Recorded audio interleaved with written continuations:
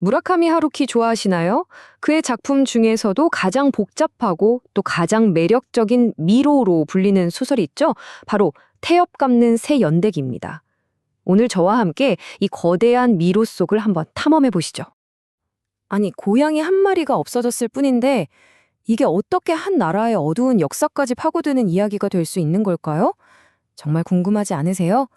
그 답을 찾아서 지금부터 무라카미 하루키가 설계한 아주 깊고 어두운 미로 속으로 함께 들어가 보겠습니다.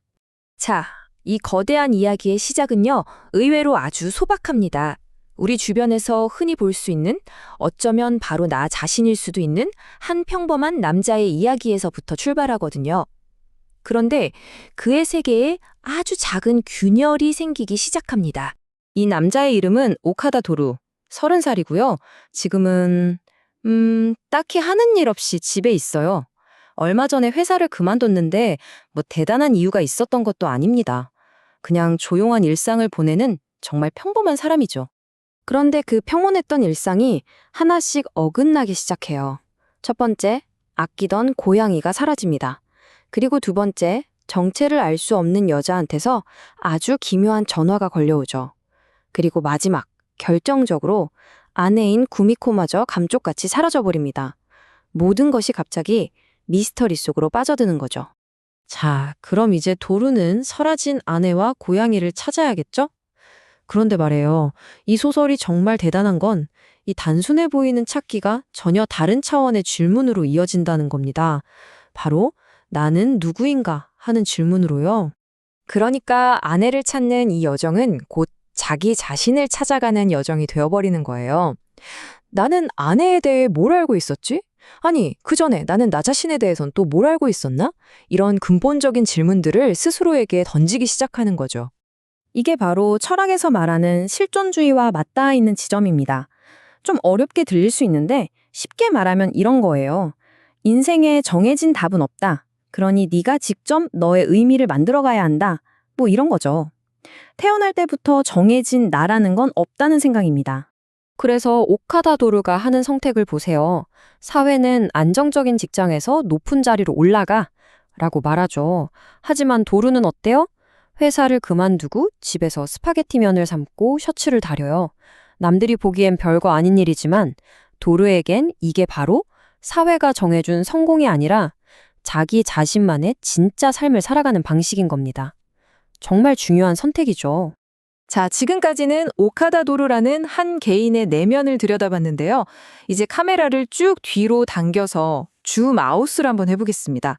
도루의 이야기가 어떻게 일본이라는 사회 전체의 모습으로 확장되는지 같이 보시죠.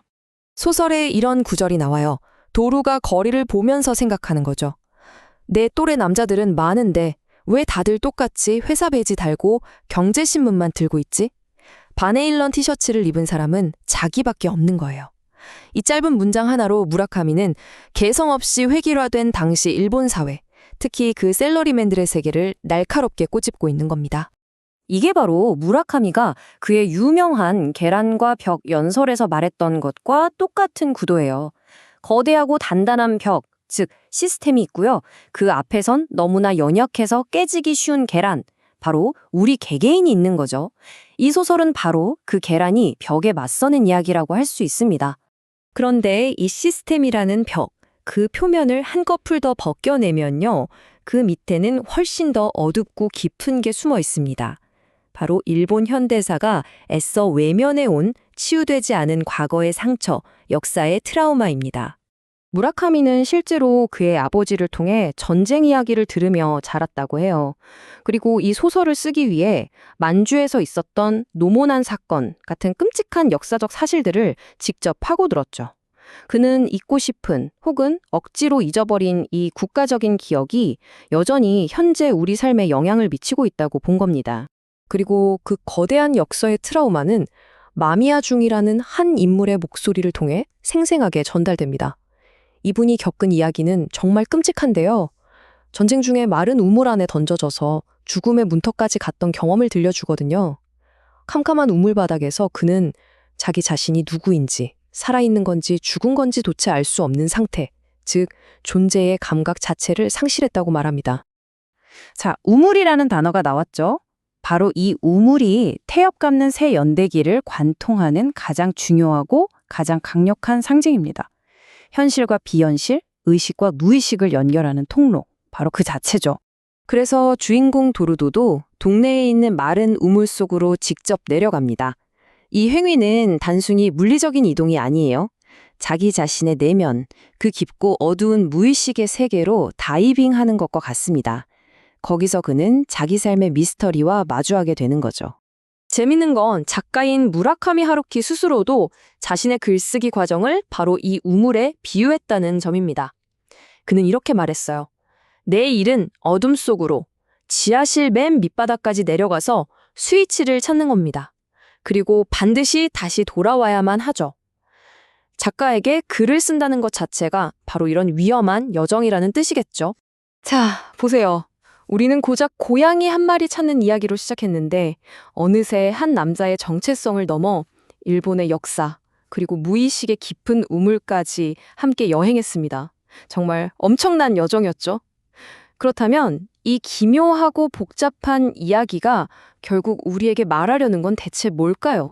솔직히 말해서 이 소설은 정답은 이겁니다 하고 명쾌하게 알려주지 않아요. 오히려 질문만 더 던지죠.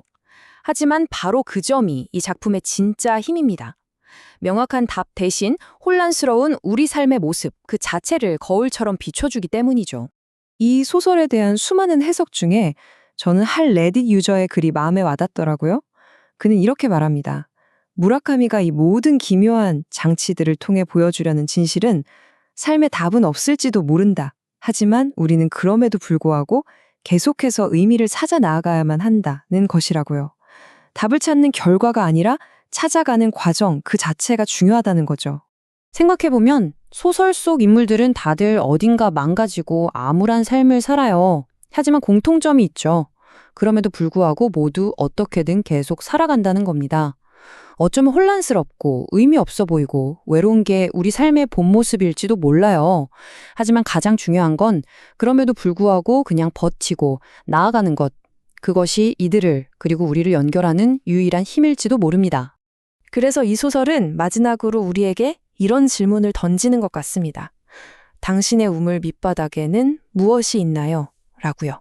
이 소설은 우리 각자의 내면에 있는 그 깊고 어두운 우물을 들여다보라는 하나의 초대장인 셈이죠. 만약 당신이 용기를 내어 그 우물 속으로 내려간다면 그곳에서 무엇을 발견하게 될까요?